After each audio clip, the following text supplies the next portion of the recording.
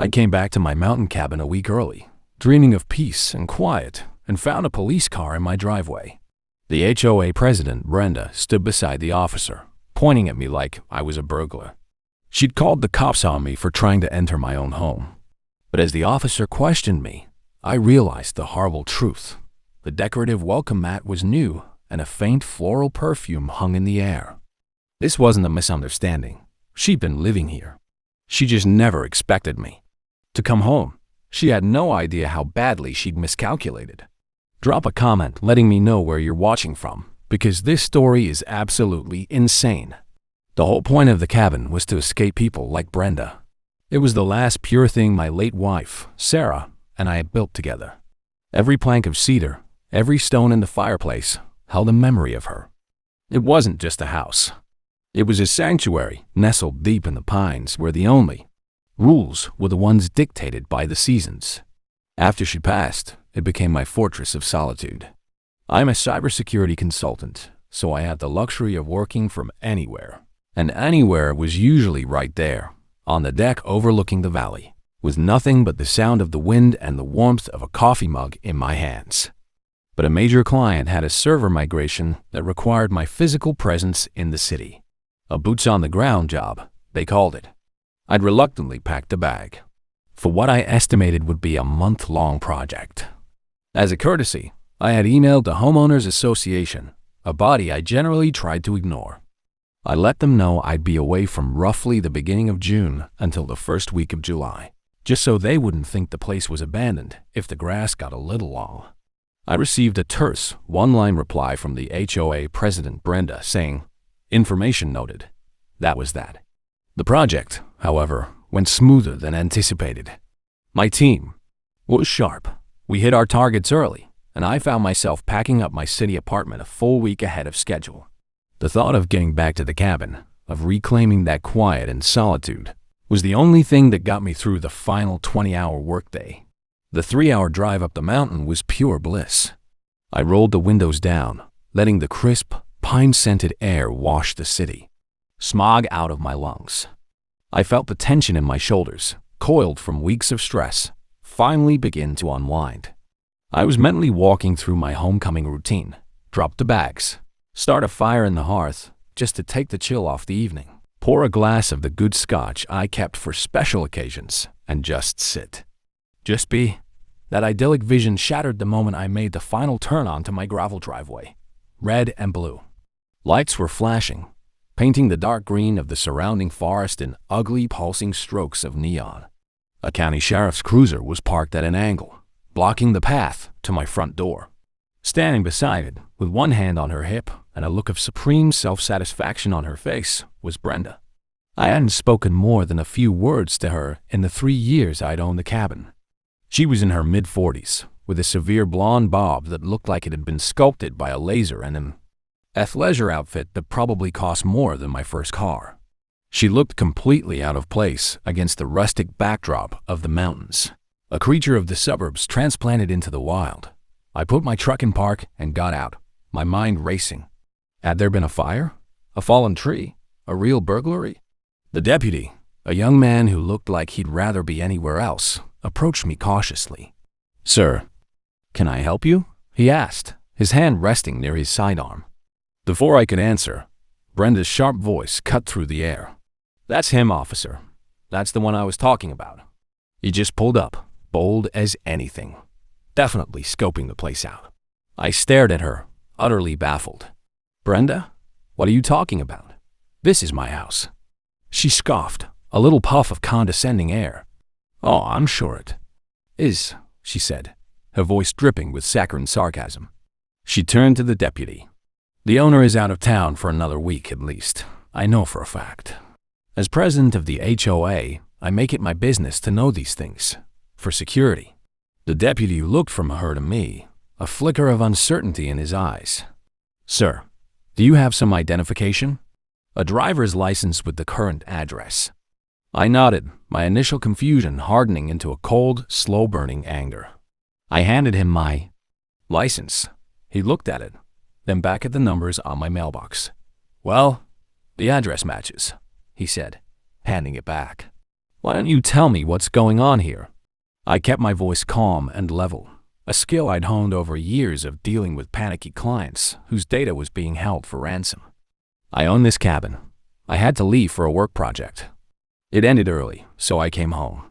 I walk up my driveway to find you and… Brenda. I gestured towards her. Brenda jumped in again, her voice rising in pitch. It's suspicious. He said he'd be gone for a month. Why would he come back early? He could have stolen a key.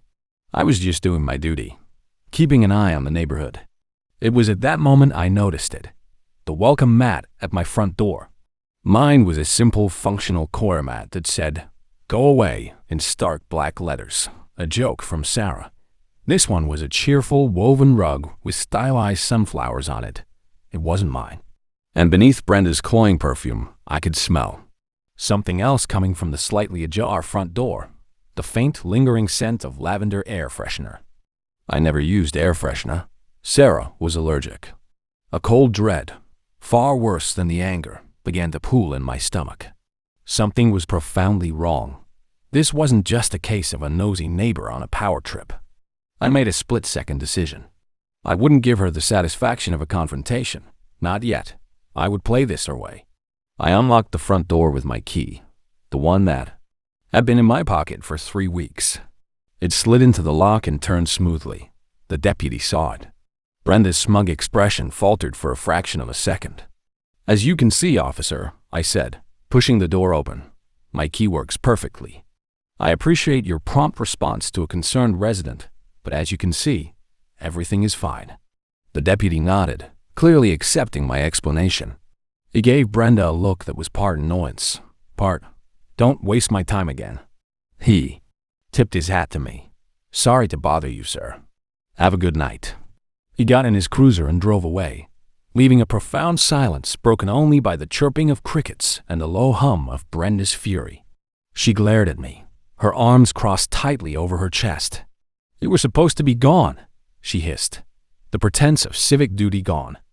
"Plans change," I said, my voice flat. I stepped inside and closed the door, shutting out her indignant face. And then, standing alone in the entryway of my own home, the full weight of that wrongness hit me. It wasn't just the mat or the smell. The house was cold, but not the stale, musty cold of an empty building. It was the sterile, air-conditioned chill of a place that had been recently occupied. I felt like an intruder in the one place on earth I was supposed to feel safe. My sanctuary had been breached, and I had a terrifying suspicion I knew exactly who the trespasser was. The silence inside the cabin was heavier than usual. It wasn't the peaceful, comforting quiet I was used to. It was an artificial, scrub-and-clean silence that felt deeply unsettling. The first thing I did was walk through the living room. Everything was technically in its right place, but it was all wrong. The books on the coffee table were squared off perfectly, their spines aligned. I never do that. My reading glasses, which I'd left on the mantelpiece, were gone. A decorative quilt Sarah had made, the one I always kept draped messily over the back of the sofa, was folded into a tight, military-precise rectangle and placed on the corner of a leather armchair. It looked like a photograph from a real estate listing, not a home that was lived in and loved. A deep, primal sense of violation began to crawl up my spine. This wasn't just trespassing. It felt like an erasure. Someone had meticulously wiped away all traces of me, of my habits, of my life, and replaced them with this cold, impersonal order. I ran a hand along the wooden mantelpiece, over the spot where my glasses should have been. The wood was clean, too clean. It didn't have the thin layer of dust that always accumulated in the 2 weeks between my deep cleans. Someone had been dusting, cleaning, playing house. I moved into the kitchen, the knot in my stomach tightening with every step. I opened the refrigerator, and the last vestiges of doubt evaporated. My usual contents, a couple of beers, some eggs, ketchup, and a questionable block of old cheddar were gone. Instead, the shelves were stocked with items I would never buy. A bottle of expensive Pinot Grigio stood next to a carton of almond milk. There was a wedge of artisanal brie, a container of organic hummus, and a bowl of perfect, unblemished strawberries. It was a yuppie's paradise. I opened the freezer. My frozen pizzas and a container of chili were gone, replaced by a pint of sea salt caramel gelato and a bag of frozen edamame. I slammed the door shut, my knuckles white. This was undeniable. Someone hadn't just broken in to steal something. They had moved in. I opened the trash can under the sink. It was lined with a fresh scented bag, another thing I never buy. But shoved down at the bottom, I found the evidence of the previous occupants. Take-out containers from the Gilded Fork, a trendy, overpriced restaurant in the next town over, and a receipt dated 2 days ago. It was a feast for two, pan-seared scallops and a truffle risotto. Total bill, $147. A quiet rage, cold and clear, began to displace the confusion. My home, my sanctuary built on memories of my wife, had been turned into a free vacation rental and a dinner party venue. The final and most damning evidence was in the master bathroom. My dop kit was still on the counter where I'd left it, but it had been moved. Next to it was a bottle of face cream with a French label and a pink tube of lip gloss. On the shower rack, my simple bar of Irish Spring soap had been replaced with a bottle of jasmine scent body wash. And there, sitting in the ceramic cup where I keep my toothbrush, was a hairbrush. It was an expensive-looking boar bristle brush, and tangled in its bristles were several strands of long, bleached blonde hair. Brenda's hair. I stared at it, the image burning itself into my memory. The audacity was breathtaking. The sheer, unmitigated entitlement of it all. To not only use my home, but to leave her personal effects, her scent, her presence in the most intimate spaces. To sleep in my bed. To use the shower where my wife and I had laughed and splashed water at each other. The anger was no longer just anger. It was a profound sense of desecration. It felt like she had broken in and spray-painted graffiti over every single one of my memories of Sarah. I wanted to storm out, to hammer on her door and scream until my throat was raw. I wanted to drag her out in front of the entire neighborhood and expose her for the parasite she was. But then, my training kicked in. For 15 years, my job had been to stay calm while systems crashed and hackers ran rampant. My currency was not emotion. It was logic, data, and irrefutable proof. A public screaming match would devolve into a he said, she said scenario. Brenda, with her established role in the community and her practiced air of indignant victimhood, might even manage to twist it against me. She'd call me unhinged, unstable.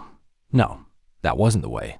She had underestimated me, seeing me only as the quiet guy in the cabin at the end of the road. She had no idea that I spent my days conducting digital warfare, that I could peel back layers of deception with a few lines of code. She had committed a physical crime, but she had also, unwittingly, committed a digital one. She had left tracks, not just in my bathroom, but all over my digital life. And I was going to follow them. I was going to build a case so solid, so comprehensive, and so utterly damning that when I finally presented it, she would have no place to run, no lie to hide behind. I walked into my small office, the one room that seemed relatively untouched, and sat down at my desk. I powered on my main computer, the screens casting a cold blue light across my face. The hunt was on. I wasn't just a homeowner anymore. I was a forensic investigator, and my own life was the crime scene. The first step in any digital investigation is to secure the perimeter and take an inventory of the network. My home network wasn't a standard consumer-grade setup. It was a presumer system with robust logging capabilities that I'd installed myself. It was a professional habit, like a chef keeping their knives perfectly sharpened. I logged into my router's admin panel, my fingers flying across the keyboard. The rage I felt was being channeled, sublimated into pure, focused energy. The first place I looked was the list of connected devices. Normally, it would just be my phone, my laptop, a tablet, and a few smart home gadgets. The list that loaded on the screen, however, was about 4 times as long. I saw an iPhone labeled Brenda's iPhone 13, an iPad Pro, a living room Apple TV, and a MacBook Air. Her entire digital ecosystem had been leeching my Wi-Fi. My jaw tightened. It was brazen, but it was also incredibly stupid. People like Brenda think of the internet as a magical cloud. They don't understand that everything leaves a footprint. Each of those devices had a unique MAC address, a hardware fingerprint that was now logged, time-stamped, and saved. I cross-referenced the connection times. Brenda's iPhone 13 had first connected to my network exactly 3 days after I'd left, and it had been consistently present with small gaps for the last 21 days. The data told a clear story. She waited just long enough to be sure I was gone.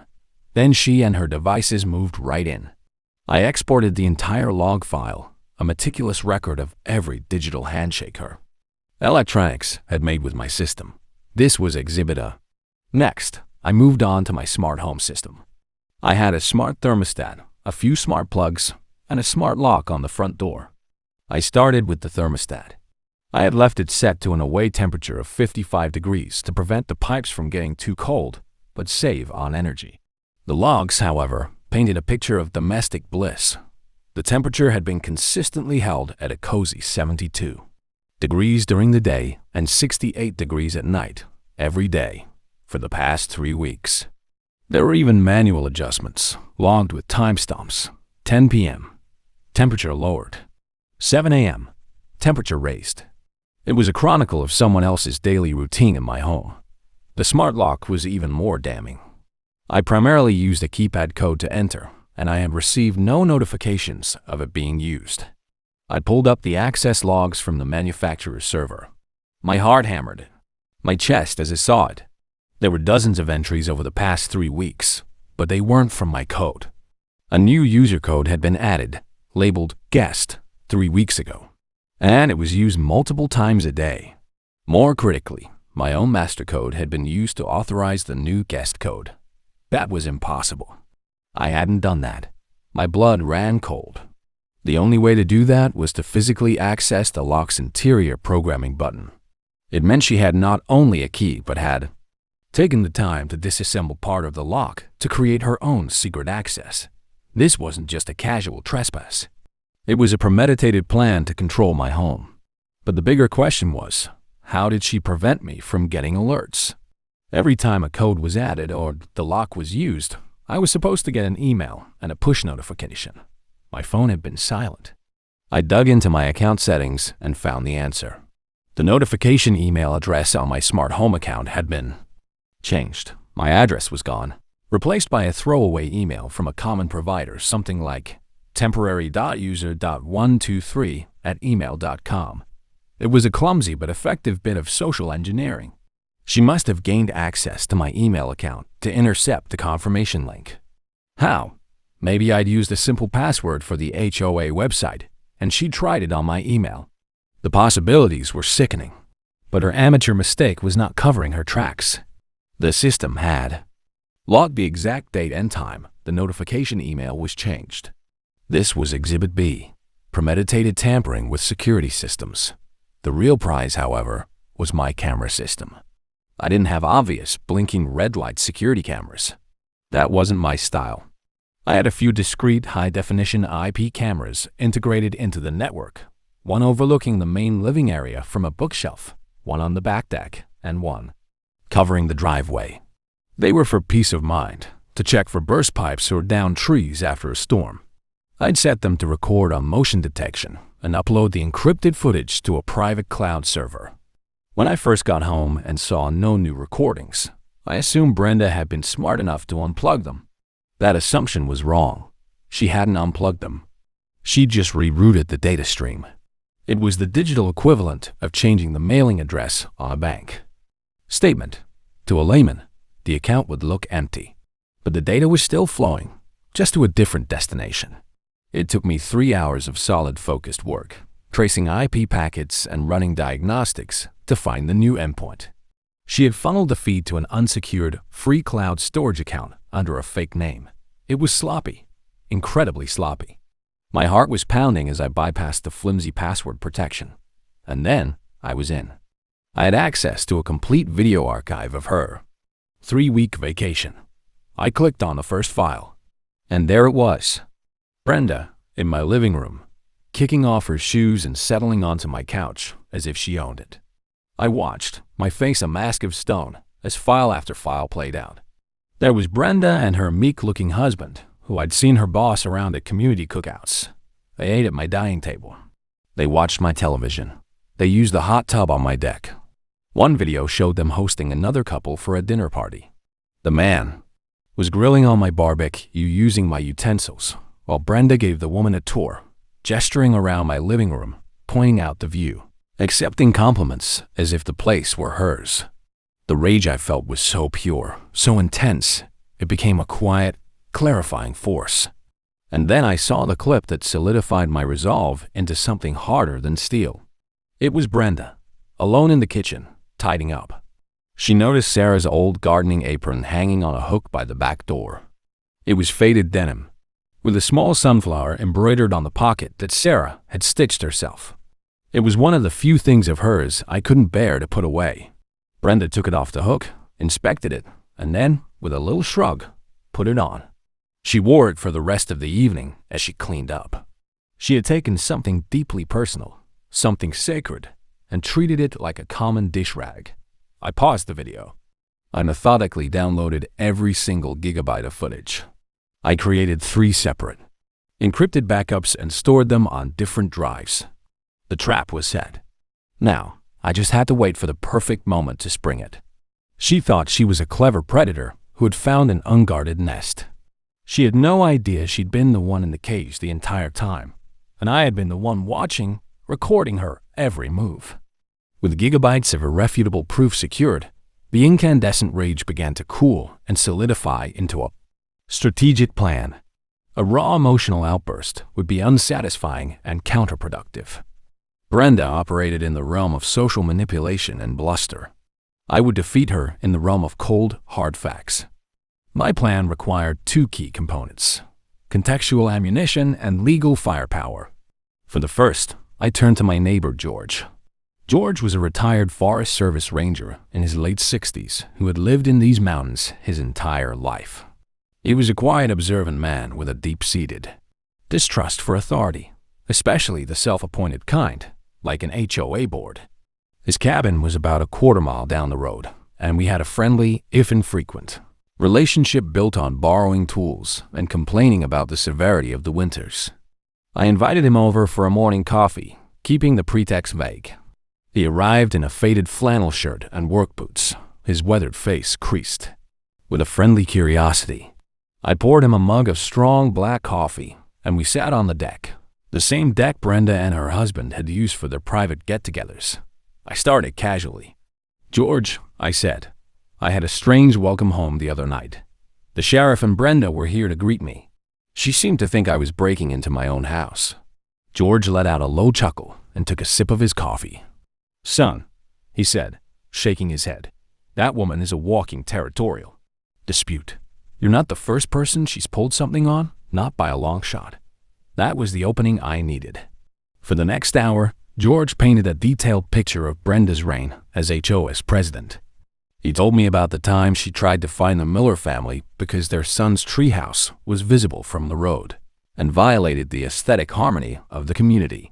He recounted how she unilaterally decided to double the annual fees for a landscaping beautification project that turned out to be nothing more than planting a few flower beds around her own property.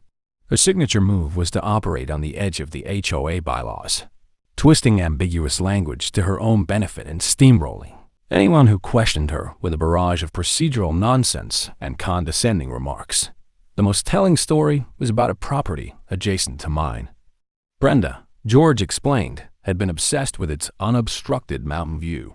When the owners refused to cut down a stand of perfectly healthy, century-old pine trees that she claimed blocked her line of sight, she had allegedly started a campaign of harassment anonymous complaints to the county about their septic system, false reports of loud parties. They eventually sold, and the new owners, perhaps intimidated by her reputation, cut the trees down within a month of moving in. Suddenly, her interest in my cabin made perfect, sickening sense. It wasn't just a free vacation spot.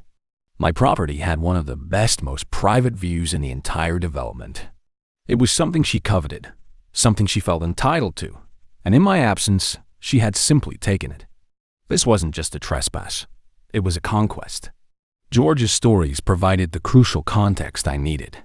It showed a pattern of behavior, a history of abusing power that would make my own story all the more believable to the other homeowners. With the local intelligence gathered, it was time to call in the big guns. I have a lawyer on retainer for my business, but this situation required a different kind of specialist. I needed a litigator, a shark. I made a call to a man named Marcus Thorne, an attorney I'd once seen tear apart an opposing expert witness in a corporate espionage case with such surgical precision that the man looked like he wanted to crawl under the table. Marcus was expensive, sharp, and he absolutely loved a fight, especially when his client had the moral and factual high ground. I scheduled a video conference and laid out the entire story, from the police showing up to the hairbrush in my bathroom to the damning video evidence. As I spoke, Marcus's professional, almost bored expression slowly transformed. A slow grin spread across his face, the look of a connoisseur savoring a rare vintage. When I finished and shared my screen to show him a few key clips from the video footage, he actually laughed, a short, sharp bark of pure professional delight. "Oh, this is beautiful," he said, leaning into his camera. "This isn't just a simple trespass case, Alex. This is a gift from the litigation gods." He started pacing his office, visible in the background, a predator sensing a kill. "We have breaking and entering, we have trespass, we have conversion of property. But the digital side? Oh, cost of the utility she'd used, plus the fair market rental value of a property like mine for 21 days, at peak season rates. And then there was the punitive part. The emotional distress, the violation of your sanctuary, the desecration of your wife's memory. We're going to put a number on that, and it's going to be a big one," Marcus said, his eyes gleaming. He advised against immediate confrontation. The upcoming annual HOA meeting, scheduled in 2 weeks, was the perfect venue. "There's no better place to expose a tyrant than in front of her subjects," he advised. "It maximizes the public humiliation and pressures the entire HOA board, who could be seen as complicit, to act decisively." He would draft the civil complaint immediately, a meticulously detailed document outlining every single one of Brenda's transgressions. He would also draft cease and desist letters and official notices of impending legal action for both Brenda and the other members of the HOA board. We would have them ready to serve at the meeting itself. As the call ended, I felt a sense of calm resolve settle over me. I wasn't just a victim anymore. I was a client. I had a plan, I had a team, and I had the truth documented in high-definition video. The next 2 weeks would be a waiting game. I changed the locks, had the cabin professionally scoured from top to bottom, and tried to reclaim my sense of peace. But underneath it all, a countdown timer was running.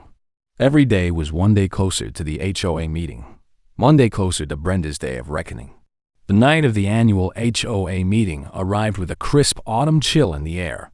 The meeting was held in the community lodge, a cavernous room with exposed log beams, a huge stone fireplace, and the lingering scent of stale coffee and bureaucratic apathy. About 30 homeowners were scattered among the folding chairs, most looking either bored or vaguely annoyed. I spotted George near the back, and he gave me a subtle, encouraging nod. I took a seat, a slim laptop bag at my feet. And it was my computer, a small, powerful projector, and a thick envelope from my lawyer, Marcus, who was sitting discreetly in the last row, dressed in a casual blazer, looking more like an interested homeowner than a legal barracuda ready to strike. At the front of the room, behind a long folding table, sat the HOA board. Brenda was in the center, of course, presiding over the proceedings like a queen holding court. She was dressed in a sharp, cream-colored pantsuit, her blonde hair perfectly coiffed. She looked confident, powerful, and completely untouchable. She ran through the agenda with brisk, condescending efficiency minutes from the last meeting, the treasurer's report, a long, boring diatribe about proper trash can placement. She made a point of making eye contact with me as she brought up a new item. "I'd also like to discuss community security," she said, her voice laced with false concern. "There have been reports of suspicious individuals. It's a reminder that we all need to be vigilant. If you see someone who doesn't look like they belong, don't hesitate to call the authorities. It is better to be safe than sorry." Her eyes flickered towards me, a tiny, smug smile playing on her lips. It was a pathetic public jab, an attempt to reframe her harassment as civic virtue. It took every ounce of my self-control not to react. Finally, after what felt like an eternity, she arrived at the last agenda item. New business from the floor. Does anyone have anything to add? Her tone suggested she hoped no one did. This was my moment. I stood up, my heart a steady, slow drum in my chest. I do, I said, my voice calm and clear, cutting through the murmuring in the room. Every head turned towards me.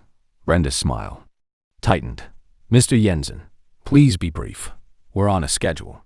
Of course, I said, a hint of steel in my tone. I'd like to build on your earlier point about community security. I believe it's a vital topic.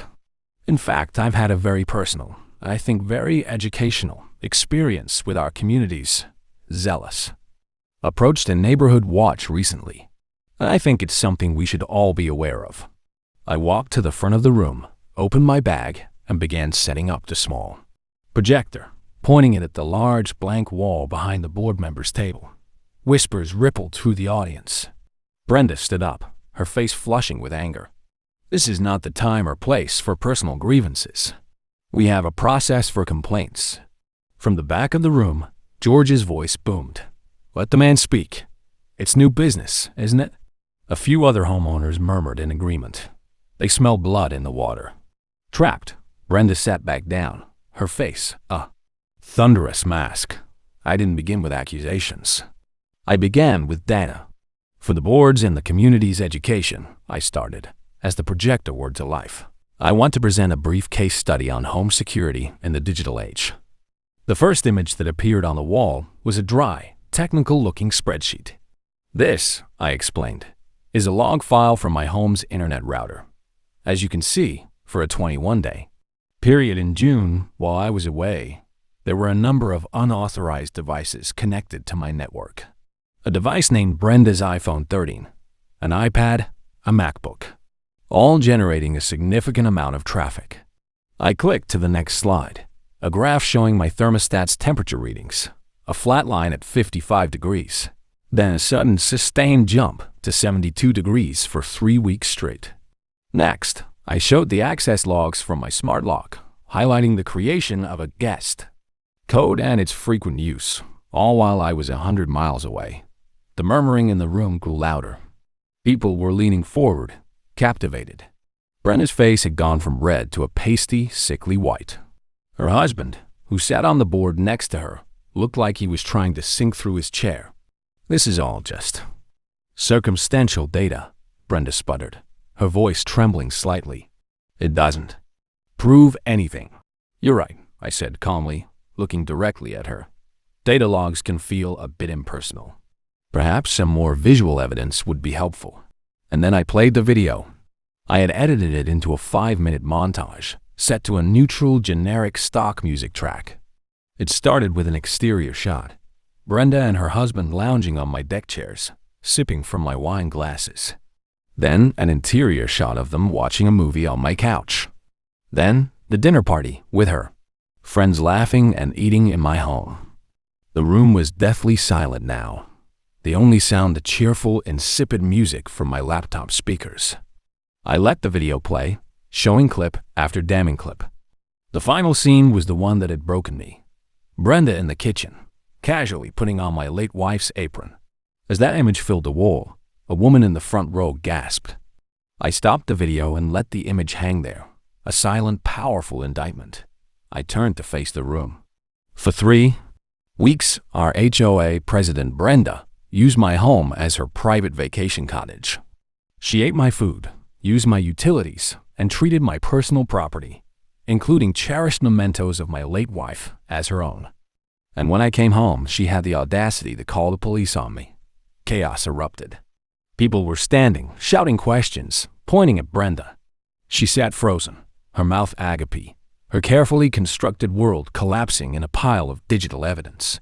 In that moment of pandemonium, Marcus Thorne stood up from the back row, walked calmly to the front, and placed a thick envelope on the table directly in front of Brenda. "Brenda," he said, his voice cutting through the noise with professional authority. "You have just been served."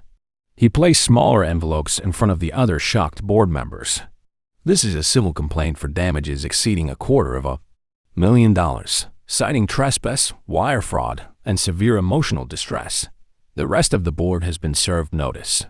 Your liability insurance carrier will be very interested to hear about this." Brenna looked down at the papers as if they were a snake.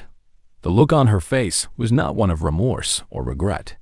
It was the look of pure, unadulterated shock of someone who had never, in her entire life, been truly held accountable for her actions. The aftermath of that meeting was swift and brutal. The video, the data, the public serving of a massive lawsuit. It was a perfect storm that Brenda could not weather.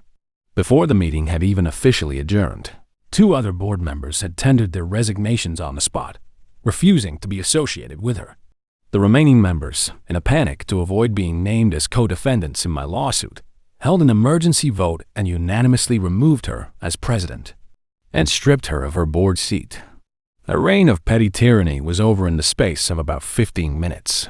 Legally, it was a slaughter. Faced with irrefutable video evidence and the threat of a public and deeply embarrassing trial, Brenda's lawyer advised her to settle, and fast. Marcus was merciless in his negotiations. We didn't just ask for damages, we demanded them. The final settlement was substantial, enough to cover all my legal fees, the cost of installing a new, state-of-the-art security system, and a significant amount left over. The amount wasn't the point, but the number was high enough to force her and her husband to sell their own house, the one with the perfect view she had coveted so much to pay the settlement. 6 months after the meeting, a for sale sign went up on their manicured lawn. They were gone before the first snow fell, leaving the community in disgraced silence. I never saw her again. The HOA itself underwent a seismic shift. The old guard was out, replaced by a new board headed by none other than my neighbor George. His first act as president was to call for a complete review and overhaul of the bylaws, systematically stripping out all the ambiguous, invasive clauses Brenda had so expertly weaponized. The Aesthetic Harmony Committee was dissolved, and the general tone of the community shifted from one of suspicion and control to one of mutual respect and a live and let live attitude. It became the quiet mountain neighborhood it was always meant to be. For my part, I used a portion of the settlement money to make a large donation to a national park foundation in Sarah's name. It felt like the right way to transform something ugly into something beautiful and lasting, a way to honor her memory that Brenda's grubby actions could never tarnish. The cabin is quiet again. It's my sanctuary once more. Sometimes I sit on the deck, looking out at the same valley that Brenda so desperately wanted to claim, and I feel a profound sense of peace. Justice isn't always loud and explosive. Sometimes it's quiet, methodical, and delivered on a projector screen in a stuffy community lodge. I learned that patience isn't weakness, and that when pushed far enough, even the most private person can fight back. Brenda made the classic bully's mistake. She assumed my quiet nature meant I was an easy target. She saw a vacant home and an opportunity, never once considering that the owner might have the skills and the resolve to not just evict her, but to dismantle her entire life with a few keystrokes and a well-timed video presentation. She learned, in the most public and expensive way possible, that you should never, ever squat in a cybersecurity expert's house.